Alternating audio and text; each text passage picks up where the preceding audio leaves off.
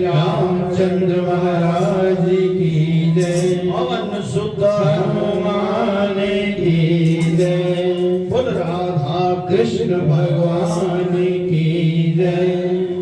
बोल गीता माता की जय। बोल गंगा जमुना सरस्वती माता की जय। सच्चियां जोता वाली माता त्वाडी सदा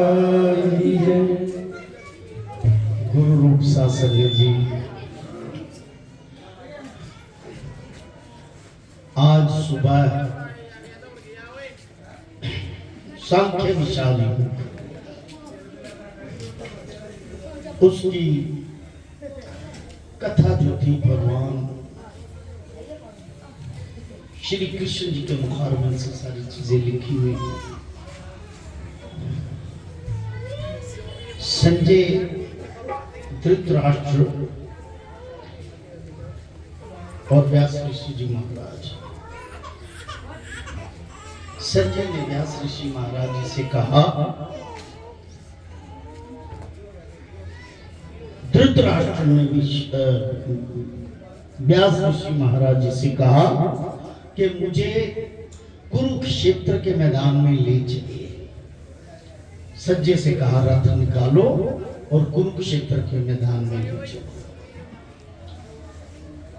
तो महाराज व्यास जी ने कहा कि आप तो देख ही नहीं सकते, आपके तो नेत्र ही नहीं, आप वहां जाकर क्या देखोगे?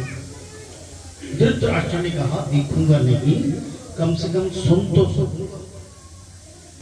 वो कहता है मेरा शिष्य जो संजय है उसको मैं दिव्य दृष्टि देता हूं, ये तुझको जो इसको यहां बैठे दिखाई देगा ये तुझको सुनाएगा सारा हाल वहां पर। तब संजय को संशय हुआ, शक हुआ अपने गुरु पर। कहा गुरुदेव आप मेरे स्वामी हो, गुरु हो, मेरे मालिक हो, मैं यहां बैठे वहां का हाल कैसे से बताऊंगा? कहता मैं तुम्हें दिव्य दृष्टि दूंगा, इस दिव्य दृष्टि से यानी कि गुरु में इतनी पावर है कि एक सेकंड में भगवान आपको दिखा सकते हैं। शायद हमारी बदकिस्मती ये थी कि हम अपने लालच के लिए अपने गुरु के पास आए थे, अपने अपने कामों में स्वार्थ के लिए, मतलब के लिए। भगवान का तो हम नाम ही नहीं लेते, हमारे में भावना ही नहीं थी कि भगवान होता ही पता नहीं दिखेगा कि नहीं दिखेगा। क्या बात है, सुनते थे, चक्षु नहीं खोलते। गुरु अगर चाहे तो बहुत कुछ कर सकते हैं, लेकिन गुरु कब करते हैं? जब आपके अंदर गुरु की एहसास की घंटी बजती है, आप अपने मन से, श्रद्धा से, हृदय से गुरु को पुकार करते हो। एक बात जरूर मैं कहूंगा, प्रैक्टिकल है, कि अगर पुकार करते करते आंखों में आंसू निकल जाए, इसका मतलब आपका ध्यान और कहीं नहीं, केवल अपने गुरु की तरफ, उसके विराग में रो रहे, तब उसके भी अंदर घंटी बजती है कि ये मेरी खातर रोया है। जैसे हमारे महंत चानन जी सुनाते थे, तेरी एक आखिरी सिफदा एक मोती जे ओदी याद विच डुल जावे, खौरे ओदी दया दा सागर तेरे एक कतरे नाल तुर जावे। पहलों चमका मथे दियां लीकां नूं सिर धर ओदी दहलीज उते, खौरे इसे तदबीर दे करन नाल बुआ तेरी तकदीर दा खुल। कहने का भाव कि गुरु का कहा कभी वेस्ट, कभी व्यर्थ नहीं जाता, अगर दिल से उसके आप मान गए हो तो। जब तक दिल से नहीं बने, स्वार्थ के लिए आए हैं, मतलब के लिए आए हैं, तब तक उसकी भी घंटी पर स्वार्थ तक ही है। फिर स्वार्थ के लिए ऐसे ये दे दो, सही बात है, सच्ची बात पर कभी खिला नहीं करना चाहिए। जैसे आज सिकंदर जी ने कहा, यहां से उठ के इधर बैठो, कथा के आगे क्रॉस नहीं कोई करेगा, ये सबसे बड़ी बात है।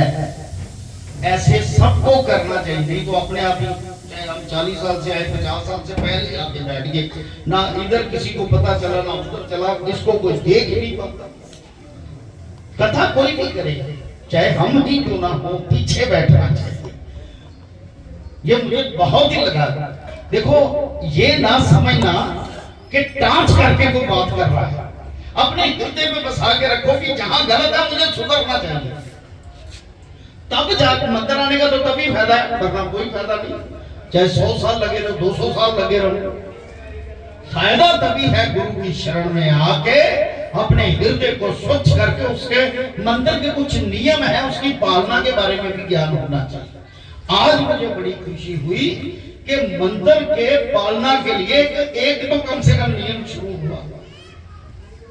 ऐसे ही अभी और कई नियम हैं, एक का मैं शुरू कर देता हूं, पहल की उन्होंने, दूसरी मैं कर देता हूं कि 7 बजे का टाइम है, हम 7:30 बजे तक यहाँ वेट कर करके एक ही आदमी आ जाए, कोई ढोलक वाला ही आ जाए, गाने वाले को 7 बजे यहाँ पहुंचना चाहिए। मेरी बहनों, मेरी बच्चियों, आप लोगों को जो भजन बोलती हैं, आप 7 बजे आ जाओ, 7 बजे आ जाओ। भाई भी जो भजन बोलते हैं 7 बजे आ जाओ।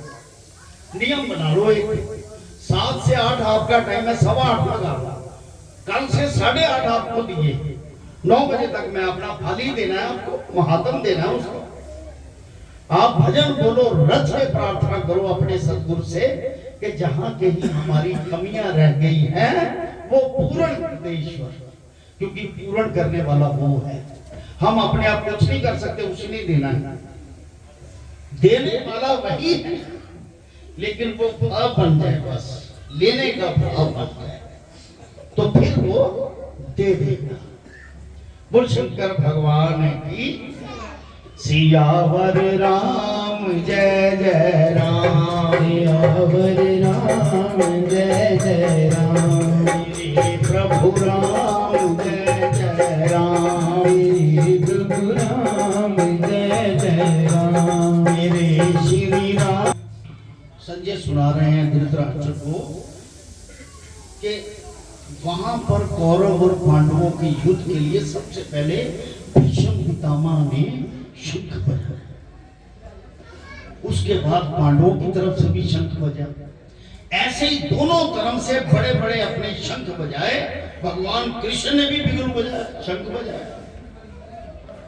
बजा के शंख जब अर्जुन ने कहा, हे प्रभु, दोनों सेनाओं के बीच में मेरा रथ खड़ा था, क्योंकि भगवान कृष्ण तो सारथी थे ना उनके, तब तक तो वो भी नहीं पहचानते थे कि ये वो तब तो आधा पुत्र ही समझते, रिश्तेदारी समझते थे। खड़ा किया तो अर्जुन ने कहा, है मेरा गुरु भी जिसने मुझे ज्ञान दिया, और मेरा दादा, अति दादा, पितामह, पर पितामह, चाचे ताए मामे सारे रिश्तेदार, इनके साथ मैं युद्ध करूंगा तो मैं इस पृथ्वी को क्या करता, मैं तो एक भी पृथ्वी का टुकड़ा हुआ उसके लिए भी नहीं मैं युद्ध कर पाऊंगा, ये सारे के सारे व्यर्थ है मेरे लिए। ऐसा भगवान कृष्ण को अर्जुन ने कहा। तो भगवान कृष्ण को और बातें कही उन्होंने कि मेरे साथ ऐसा होने से, अगर उनके साथ युद्ध करता हूं तो ये मुझे पितृदोष भी लगेगा, उससे हमारे कुल की स्त्रियां भी व्यभिचारिणी हो जाएंगी, उससे वर्ण शंकर संतान पैदा होगी, तो कुल की मर्यादा भी भंग, पितरों को कोई तर्पण देने वाला भी नहीं रहेगा। कहता मैं युद्ध नहीं करूंगा। उन्होंने अपना धनुष बाण जमीन दी। ये हमने सुबह पढ़ा, उसका थोड़ा शब्दों में इसकी व्याख्या थी। वो शंकर भगवान की, आइए उसका महात्म और फल उसको बड़े प्यार से सुने, क्योंकि कथा का फल जो होता है शाम को पढ़ा जाता है। जैसे सतगुरु महाराज ने कहा था, सुबह कथा हो, शाम को उसका महात्म पढ़ा जाए, ताकि उसको रोज की रोज कुछ फल मिल जाए। महात्म का फल इतना है, एक 11वां अध्याय है, पितृ दोष की मुक्ति देने वाला। अगर रोज 11वां अध्याय 43 दिन यहाँ पर पढ़ो, ये भी एक उपाय है। पितृ दोष कम से कम 90% लोगों को है। कोई पिता की बात नहीं मानता, कोई दादा परदादा को किसी ने कुछ नहीं समझा है? पितरों के अपने कुछ ऐसे कर्म जो आपको अपनी प्रॉपर्टी देके गए हैं, वो अपने दुख भी बाकी छोड़ के गए हैं, वो भी आपको अडॉप्ट करने पड़ेंगे। उनको एक बहुत सरल उपाय है, ये कर लेना, सारे घर में जाके किया करो माघ महीने के बाद 43 दिन कम से कम, क्योंकि 43 दिन 1-2 दिन से नहीं फर्क पड़ेगा, बीच में विघ्न भी आने की कोशिश होगी। साथ साथ में ऐसी आपको मसालेदार चाट मिलती जाएगी जिससे आपका कल्याण भी होगा। गुरु कृपा से जो प्रेरणा है उनकी, उस अध्याय को पढ़ने से साथ में जल रखो और पितरों को याद करके वो अध्याय पढ़ो, पितरों को याद करके वो जल घर में त्रौका दो, कुछ की भी 43 दिन ऐसा करो और प्रार्थना करो कि हे पितरों, देव रूप बन के मेरे घर का सुधार करो, मेरे कुल का नाश ना हो, मेरे कुल की वृद्धि करो और सुख संपत्ति दो। ऐसा पितरों वो देव रूप बन के ही आपको दे सकते हैं। जब तक पितर निराश, जब तक पितर दुखी अवस्था में कोई अब तक अवगत पड़ा है, पितर एक जगह नहीं है, ये किसी को क्या पता कहां रहा। जो तो देव रूप हो गए हैं उनको तो कोई फर्क नहीं पड़ता, लेकिन उनको याद भी करना बहुत जरूरी है। उनका अपने ऊपर जो दोष लगा हुआ है उसको तो मिटाना जरूरी है। इसलिए ऐसा श्रीमद् भगवद गीता जी के हर अध्याय का महात्म और पाठ बहुत ही इंपॉर्टेंट है। ऐसे नहीं, हमारे सतगुरु महाराज जी ने सबके लिए एक प्रेरणा बना के रखी हुई है, हम सबके। अब भेद तो अब खोल रहे थे, पहले हमारे कान बंद थे, हमें भेद का पता नहीं चला, क्योंकि हमने अपने बैठे हुए थे, चलो यार कब टाइम होता है, सच्ची बोलना, मैं सच बोल रहा हूँ, मैं अपनी भावना बोल रहा हूँ, किसी का नहीं कहता कि किसी तरीके से समय पूरा हो, आरती हो और प्रसाद ले, मन नहीं लगता था।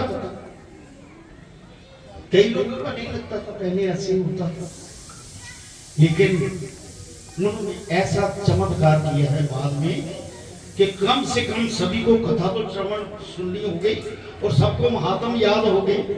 हमने देखा एक बच्ची को पूरा महात्म याद था, आज ये कथा होगी, आज ये कथा होगी। मेरे को उसने बताया, वो क्या नाम है उसका, बानू प्रिय।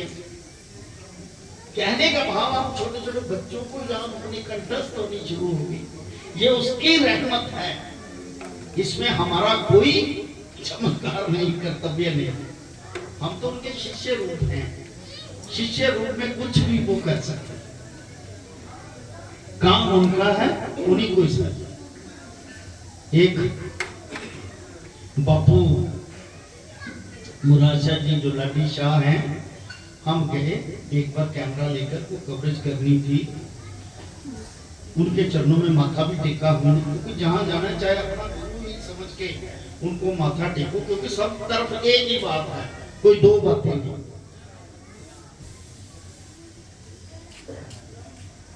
एक और आदमी आया, हमें तो जवाब नहीं दिया क्योंकि वो मौज अपने में रहते हैं। उसने गुरु के आगे पैसे भी रखे और माथा भी टेका। वो कहते हैं इथों की लैने उस प्यो कोलों लाया, यानी कि मेरे गुरु को, अपने गुरु को, मेरे को कुछ नहीं कहना, ओदे को जो इस नम्रता भाव से रहता है, जो इस नम्र भाव से रहता है कि जो कुछ है मेरे गुरु के पास है, मेरे पास कुछ नहीं, मैं तो उसका शिष्य मात्र हूं, उधर माता, तब जाके बात बनती है, तब वो दया करते हैं, कृपा करते हैं, आशीर्वाद देते हैं सब। बोल शंकर भगवान की सियावर राम जय जय राम, हरे राम जय जय राम, मेरे प्रभु राम जय जय राम, मेरे प्रभु राम जय जय राम, मेरे श्री राम जय जय राम, मेरे श्री राम जय जय राम। बोल सद्गुरुदेव महाराज की जय। एक समय कैलाश पर्वत पर महादेव और पार्वती जी आपस में गोष्ठी हुई उनकी। पार्वती जी ने पूछा, हे महादेव जी, आप अपने मन में किस ज्ञान से पवित्र हुए हो, जिस ज्ञान के बल से आप संसार के लोग आपको शिव जानकर पूजते हैं, और तुम्हारे कर्म ये नहीं दिखाई देते, मृगशाला उड़े, अंगों में मसानों में विभूति लगाए हुए, गले में सर्प और मुंडों की माला है, ये सभी तामसी प्रवृत्ति की, इनमें तो कोई कर्म पवित्र नहीं है। सो आप मुझे ये ज्ञान सुनाओ जिससे आप अंदर से पवित्र हो। ऐसा माता पार्वती जी ने भगवान शंकर, बोल शंकर भगवान की।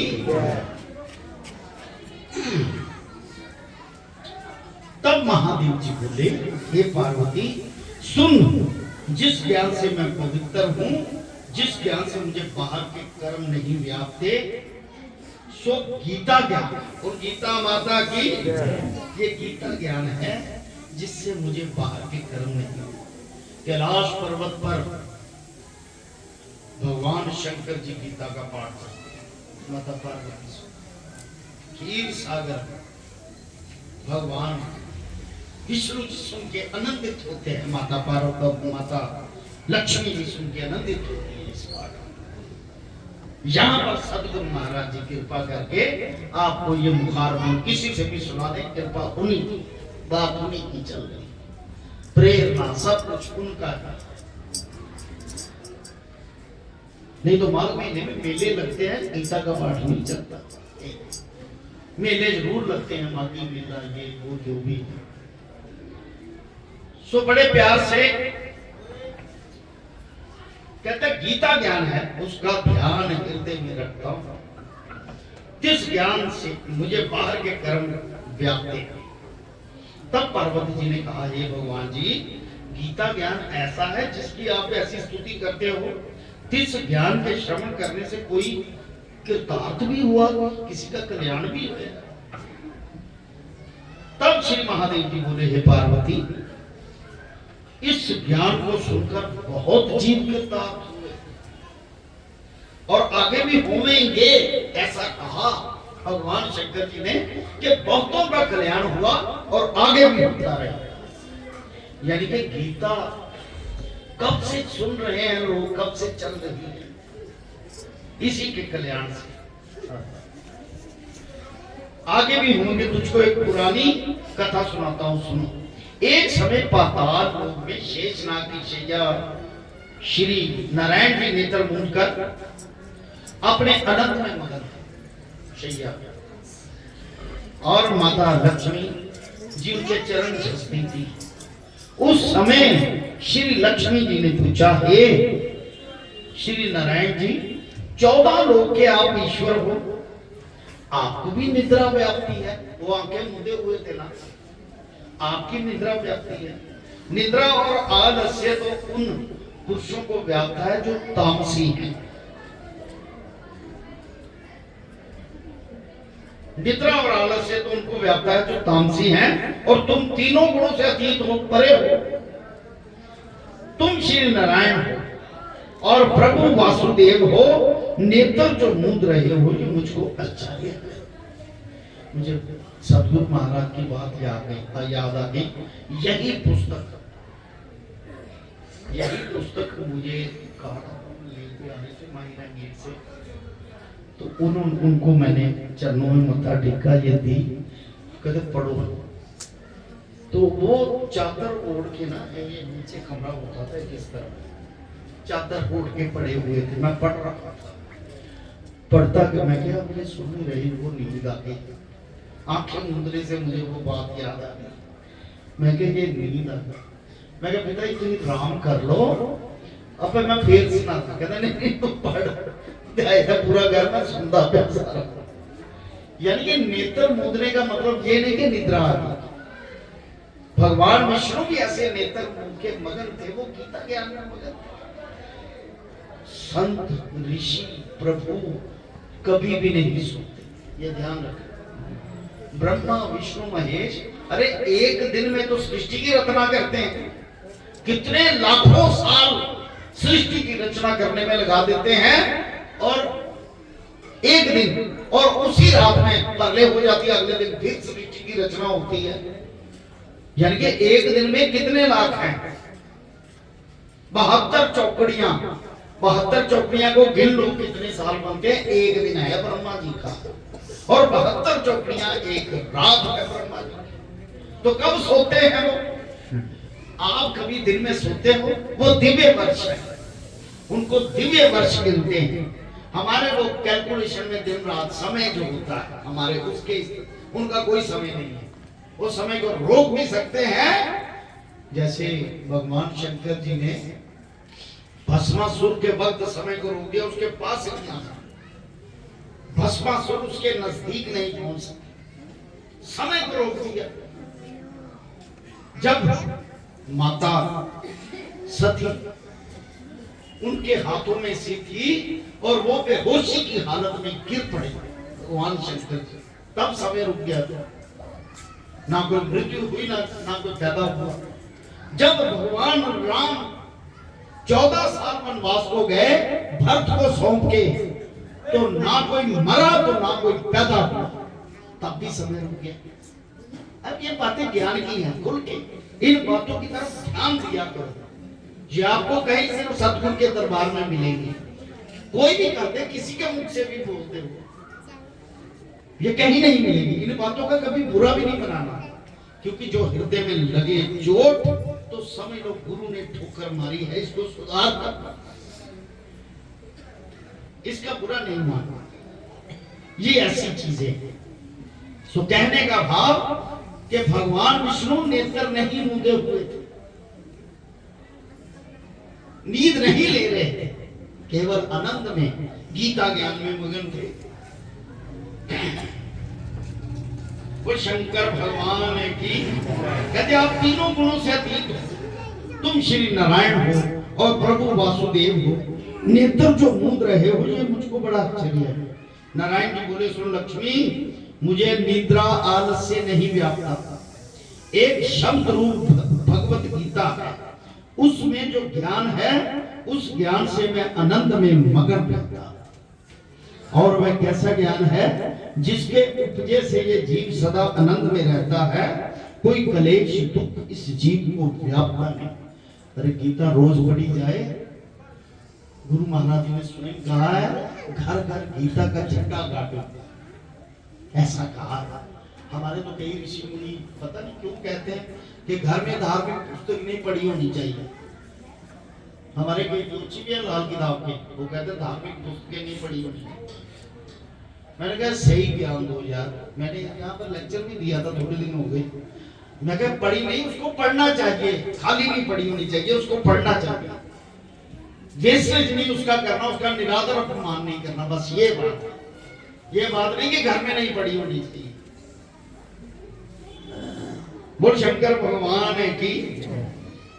कहते भगवत गीता, उसमें जो ज्ञान है उस ज्ञान से मैं आनंदित में मगन रहता हूँ। और वह कैसा ज्ञान है जिसके उपजे से ये जीव सदा आनंद में रहता है, कोई कलेश दुख वह जीव को व्यापता ही नहीं। जैसे 24 अवतार मेरे साकार रूप हैं, तैसे ये गीता शब्द रूप अवतार है। गीता तो अवतार है जिसके आप एक एक श्लोक सुन रहे, एक एक शब्द सुन रहे। किस गीता विखे मेरे अंग है, किस गीता विखे मेरे अंग है, 5 अध्याय मेरा मुख है। ये जो मेरे अंग है, पहले 5 अध्याय कहते मेरा मुख। अभी हम उसके भगवान के मुख तक भी नहीं, सर से शुरू हुए, अभी मुख तक नहीं। 5 अध्याय मेरी भुजा, 5 अध्याय मेरा हृदय और मन, 16वां अध्याय मेरा उदर। उदर कहते पेट को, 16वां अध्याय। 17वां अध्याय मेरी झांगे हैं। ये झांगे जो जितने कच्चा बांधे सी जंगा, जांगिया कहते हैं, जंगा बांधा। 18वां अध्याय मेरे पैर, मेरे चरण। सर्व गीता के श्लोक मेरी नाड़ियां हैं, और जो अक्षर है सो मेरे रोम हैं।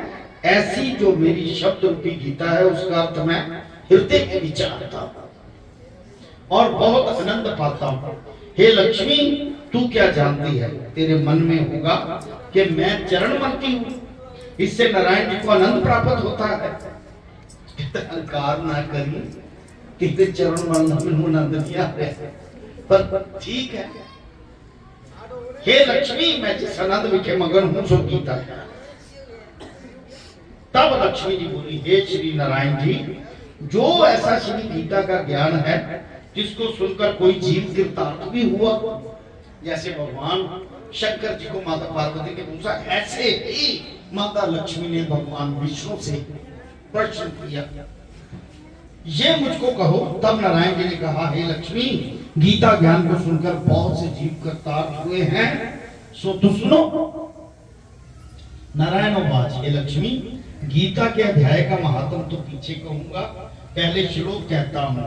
सर्व शास्त्रों में गीता, सर्व देवों में हरि, हरि भगवान विष्णु, सर्व तीर्थों में गंगा, सर्व धर्मों में दया, मनो जानत पाप पुण्य देही जानत आपदा, गीता सर्व कृष्ण जानत माता जाने सुखी था। दो लोचन सर्वानाम विद्वानाम त्रैलोचनम, सप्त लोचन धर्मानाम ज्ञानीनो अनंत लोचनम। हे लक्ष्मी, ये पहले अध्याय का पहले अब महात्म सुन। शिवजी पार्वती को इस भक्ति कहते हैं, भगवान शंकर की पार्वती कहते हैं, पहले अध्याय का महात्म सुन। उन्होंने कहा था कि विष्णु जी क्षीर सागर में माता लक्ष्मी चरण दबा रही है, तो ऐसा उन्होंने कहा। अब महात्मा जिस भांति नारायण जी ने लक्ष्मी को सुनाया था, श्री भगवान वाच, हे लक्ष्मी, शूद्र वर्ण एक प्राणी था जो चंडाल का काम करता था और तेल लून का व्यापार करता था। उसने एक बकरी पाली। एक दिन वह बकरी चराने को गया, वृक्षों के पत्ते तोड़ने लगा, वहां सांप ने उसको डस लिया। तत्काल प्राण निकल गए, मरकर उस प्राणी ने बहुत से नरक भोगे। फिर बैल का जन्म पाया, सपने में डस दिता, बड़े नरक हो गए। फिर उन्हें बैल का जन्म लिया। उस बैल को एक भिक्षुक ने मोल ले लिया। ये भिक्षुक उस बैल पर चढ़कर सारा दिन मांगता फिरता, जो कुछ भिक्षा मांग कर लाता वह अपने कुटुंब के साथ मिलकर खाता।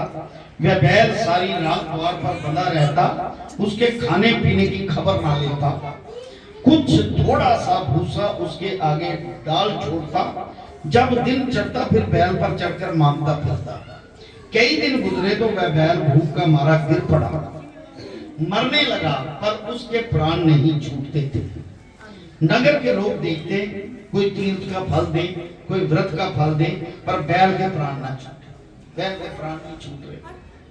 कई लोगों ने अपने अपने फल दिए। एक दिन एक गणिका आई, उसने मनुष्य से पूछा ये भीड़ कैसे? सो उन्होंने कहा इसके प्राण छूटते नहीं, अनेक पुण्यों को फल दे रहे हैं, तो भी इसकी मुक्ति नहीं होती। तब गणिका ने कहा मैंने जो कभी जिंदगी में कर्म किया इसका फल मैंने इस बैल, इतना कहते ही बैल की मुक्ति होगी। गणिका कहते वैश्या। तब उसने आकर ब्राह्मण के घर में जन्म लिया। उस बैल, पिता ने उसका नाम सुशर्मा रखा। जब वह बड़ा हुआ तो उसके पिता ने उसको विद्यार्थी किया। उसको पिछले जन्म की सुध रही थी, वह अति सुंदर था। उसने एक दिन मन में विचार किया कि जिस गणिका ने मुझे खबर सी बैल की योनि से छुड़ाया था उसके दर्शन करूंगा। विप्र गणिका के घर गया, वो ब्राह्मण का पुत्र, और कहा तुम मुझे पहचानती है? गणिका ने कहा मैं नहीं पहचानती, तू कौन है? मेरी तेरी क्या पहचान? तब सुशर्मा ने कहा मैं विप्र हूं। तब वह बोली तू विप्र है, मैं वैश्या हूं। तब विप्र ने कहा मैं वही बैल हूं जिसको तूने अपना पुण्य,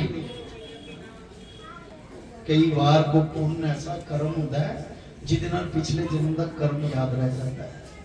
किसे किसे लखों चो एक, करोड़ों चो एक दिन याद रहता है।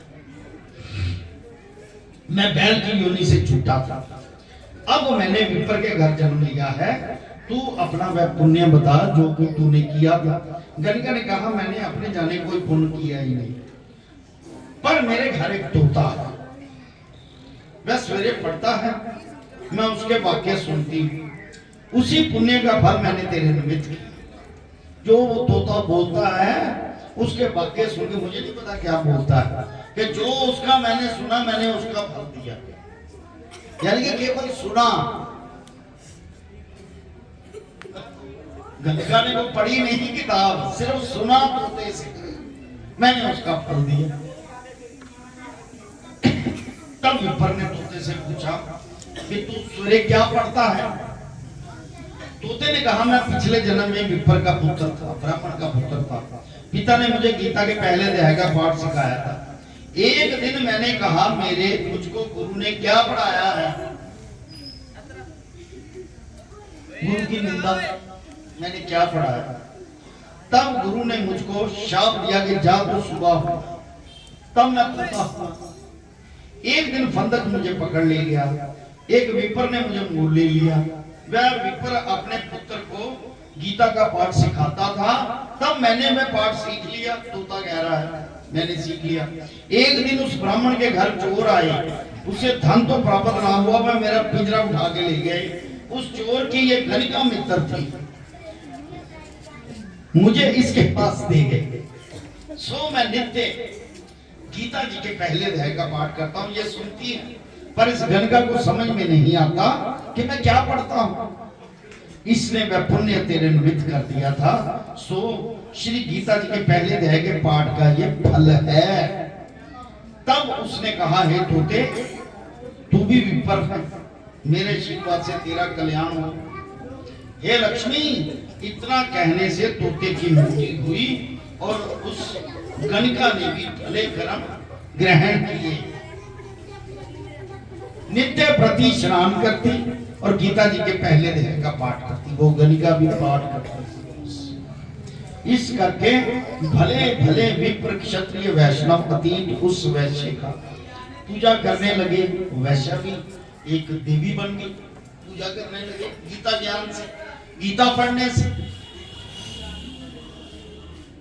और विपर अपने घर गए। नारायण जी ने कहा है लक्ष्मी, जो अनजाने में भी गीता का पाठ सुनता है, नगदे को सुन रहे, खड़ा हो, जिसको भी मुक्ति मिलेगी। और इसका फल कितना कहिए, अतुल फल है। ये पहले अध्याय का महात्म है जो तूने श्रवण किया। और सद्गुरुदेव महाराज की श्री पद्म पुराणे सतीश्वर संवादे उत्तराखंडे गीता महात्म नाम प्रथम अध्याय समापन। सुबह भगवान सबको लंबी उम्र में जीवन दान दे, स्वायत्ता पर धर्म करी। सांख्य योग 78 श्लोक होगा, बड़ा है, जल्दी आने की कोशिश करना। सियावर राम जय जय राम, सियावर राम जय जय राम, मेरे प्रभु राम जय जय राम, मेरे प्रभु राम जय जय राम, मेरे श्री राम जय जय राम, मेरे श्री राम जय जय राम, करो कल्याण सीताराम, करो कल्याण सीताराम। ओम नमो शिवाय, हरि ओम नमो शिवाय, ओम नमो शिवाय, हरि ओम नमो शिवाय, ओम नमो शिवाय, ओम नमो शिवाय, ओम नमो शिवाय, ओम नमो शिवाय, ओम हरिं कृष्णाय नमो, ओम हरिं कृष्णाय नमो, ओम हरिं कृष्णाय नमो।